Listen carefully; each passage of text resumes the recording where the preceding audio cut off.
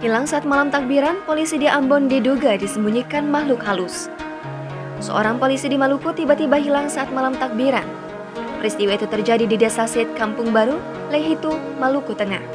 Kini, polisi tersebut telah ditemukan pada Rabu 4 Mei 2022 pagi. Meski sudah ditemukan, warga menduga korban disembunyikan makhluk halus.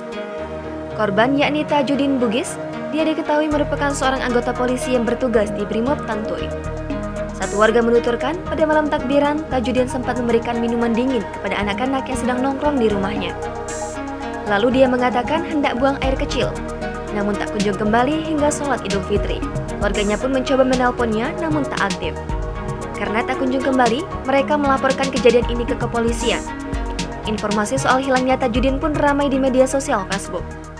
Baru setelah pagi tadi, saat ada warga yang naik ke gunung kota, salah satu gunung keramat di Sid, dia ditemukan. Dia melanjutkan, Tajudin ditemukan dalam keadaan lemas dan terikat daun gamutu. Dia pun hanya menggunakan celana seragam kepolisian miliknya. Saat ini, lanjutnya, Tajudin sudah kembali ke rumahnya dan menjalani perawatan.